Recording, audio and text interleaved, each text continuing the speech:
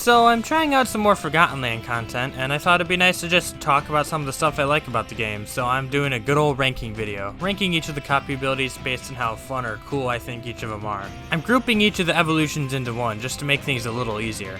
Oh, there's gonna be some spoilers if you haven't played Forgotten Land yet. Obviously the abilities, but also some of the bosses. Anyways, let's start. I don't hate Cutter, but one of them's gotta be at the bottom. And I just don't enjoy Cutter as much as the other abilities. In the past games, I tend to enjoy Cutter for its quick melee options, but Forgotten Land took those out to focus on the projectiles, which, to be fair, is the main point of the ability. And while Forgotten Land has made these projectiles much more interesting than in the past, I am still not that big a fan of them. The bouncing buzzsaws are pretty fun to mess with though.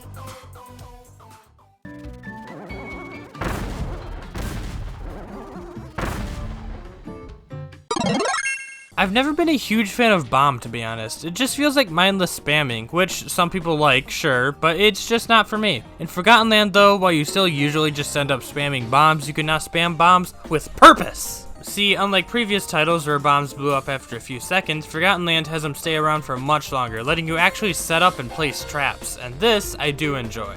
Chain Bomb ups the setup potential by letting you, well, chain them together, which actually adds in a bit of a skill floor, as you have to avoid hitting your own bombs if you want to set up a big chain reaction. And then Homing Bomb comes in and says, nah, screw that, we're spamming again. You don't even have to aim anymore. It's fun though. I just wish one of the bombs getting attacked and blowing up didn't ruin my whole setup. Also, they get little floaties if you throw them in the water, and that's important. I do really like Tornado. On levels made with Tornado in mind. Using it on other levels, however, feels less exciting. In theory, it should be fun to move around quickly and grab a whole bunch of stuff, but what kills it for me is the end lag when the Tornado ends. Other movement abilities usually don't have this end lag. The other thing to mention about this ability is how it's used in boss fights. Because while it's pretty unwieldy, it's actually a grappler ability, or an ability that deals most of its damage by throwing stars back at the boss, which is pretty fun. It's actually very mobile for an ability like this, and while it doesn't have high damage or is particularly safe from taking hits, it's pretty fun trying to control the Tornado as you pick up all the stars and then space yourself next to the boss to hit him with it, or if you're using Storm Tornado, just press A and have it auto aim for you.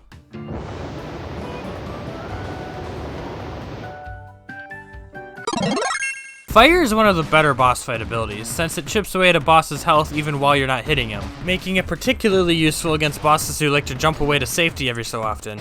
It's also super non-committal, so it's easy to get out of the way if a boss starts to attack you.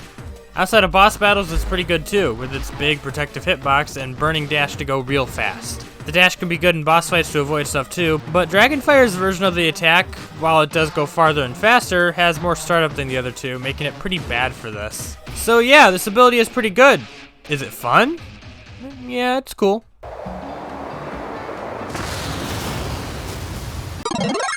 Crash is a weird one to rank since it's a one-time use ability, but most of this ranking comes from Time Crash, which is super fun to play with, especially in that one Treasure Road stage. But by far my favorite thing is that if you go through a load zone or otherwise find a way to cancel it, you keep the hat. You have to do some extensive planning to actually do cool stuff with this, but you can do some really neat stuff with this ability, especially with switch puzzles.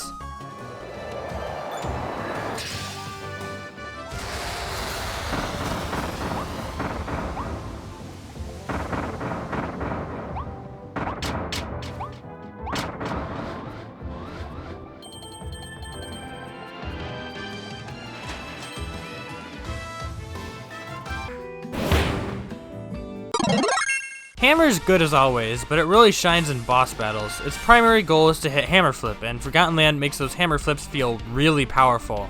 Because, well, they are. Fully powered Hammer Flip is pretty disgusting and really fun. There's 3 scrolls for Hammer, and what's really cool is that it's debatable which one is actually the best one, as opposed to like Cutter, where it's undeniably Buzzsaw. Wild Hammer has the highest damage, but is really slow. I'm not a fan of it, but it's a pretty good whack. Masked Hammer is the safest of the hammers, allowing you to fight from a distance with projectiles, but turns your Hammer Flip into a multi-hit that never seems to work. And then there's Toy Hammer, which the community seems to think is the best one, as it's got speed, big hitboxes, and still has a meaty Hammer Flip. It's actually the best ability for arena speedruns, apparently even beating the Morpho Sword in that matter. So yeah, it turns out the most powerful weapon in the universe isn't the one used by Death itself, but a squeaky hammer.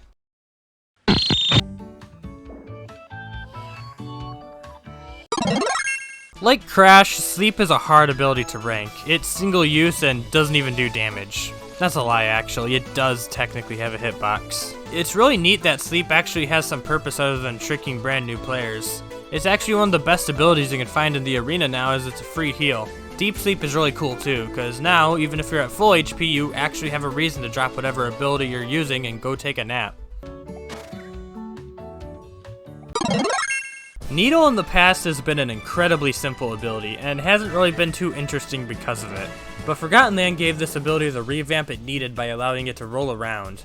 But the fun part to me is the aerial version of this attack, since it boosts you forward. Holding it goes faster, or you can hit it multiple times to go farther. You can make some jumps with this without floating that you can't otherwise, and it feels so smooth and satisfying to do this. All this is great, and then here comes Crystal Spike. See, Spike involves picking up stuff and throwing it, but Crystal Spike will always throw some crystals regardless of if you picked up something or not. This is neat on paper, but this toss has end lag, which means that if you want to use Spike for its movement, you get slowed down a lot.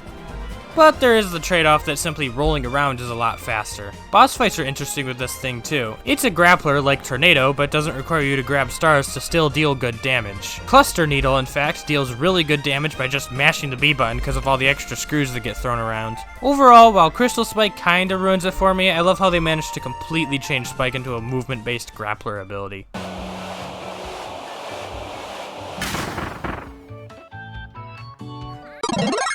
At first, I wasn't really a fan of Ranger. It's a little less exciting to hit a sick trick shot when it doesn't even kill them. And sitting still to charge every attack is really slow and unfun. But learning to abuse dodge roll with this ability is really fun, since attacking out of a dodge roll gives you a little charge, making it pretty good for damage. But by far my favorite thing about this ability is Space Ranger, as it actually becomes more of a utility ability. The aerial attack lingers, making it great as a retreating attack or for doing extra damage while you charge up another attack. And the fully charged attack stays out for a while, dealing damage over time, which is pretty cool, but since each hit also does hit stun, it also slows bosses down for a bit. Using hit stun to dodge stuff is something I've never really seen in a game outside of maybe Smash, but that stuff's not really intentional, so yeah. While Ranger's a little slow and lame, it makes up for that in a few ways. Ice is really similar to Fire in a lot of ways. You know, the whole breath attack thing, and they both have bonus effects if you hit a boss for long enough. Ice will freeze a boss and do a big chunk of damage if you hit them for long enough. Its DPS is actually pretty insane, but it struggles against mobile bosses since them jumping away will remove all your progress on freezing them. I like Fire better in boss fights, but Ice's other uses cause me to like it more overall. Skating on water, mud, and lava are really cool. I really like taking out enemies using my guard release. It's a bit difficult to time, but it's great at quickly taking out smaller enemies. Overall, it's pretty fun. Oh, yeah, there's the blizzard attack. It's cool on slopes, I guess.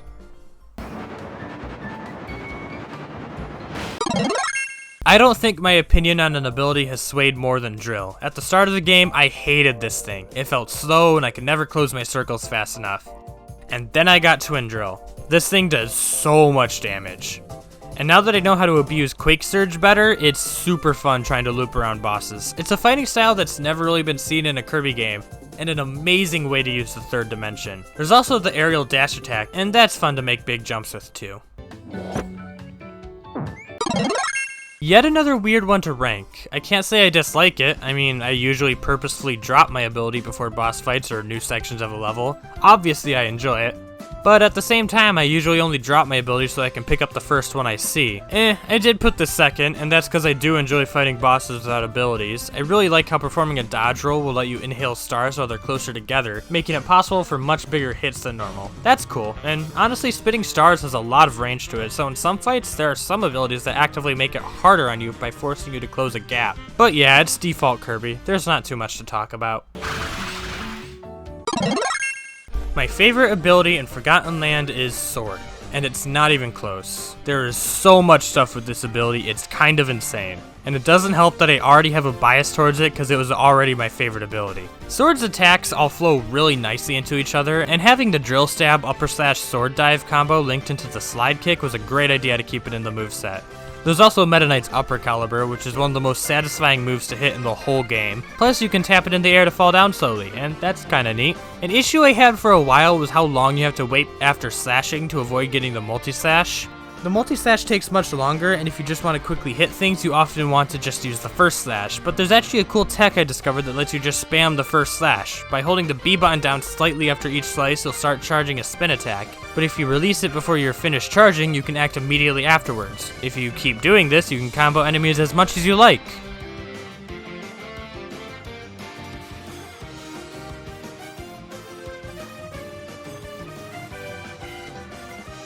And it also makes for a really safe way to damage bosses without ever being at risk of being stuck in too much lag to dodge an attack. I love the beams that the last two upgrades have. Sword beams are probably some of my favorite attacks in fiction, so seeing these so prominent in Sword's moveset is really cool. And all of this is great and good, and then Morpho Sword comes in and turns it to 11. Sword now has its own version of Hammer Flip. It's a setup slash projectile ability because now you can spawn in faces. Oh, and you can also heal by dealing damage, you know, because it needs it. I remember being a little sad playing the demo at how simplified the abilities got, but Morpho Sword manages to cram in so many moves that it makes me feel really excited to see what abilities we'll see in the future, because I really hope they can be more like this one. And that's all of them. I didn't rank Bandana D, even though I really wanted to. I just don't really have enough experience with him to really rank him. He seems like good enough. He's got, you know, the projectiles, it's really cool. The slide's really cool. It's all cool. I just haven't really been able to experience it myself, so I didn't really want to rank him. Anyways, thanks for watching.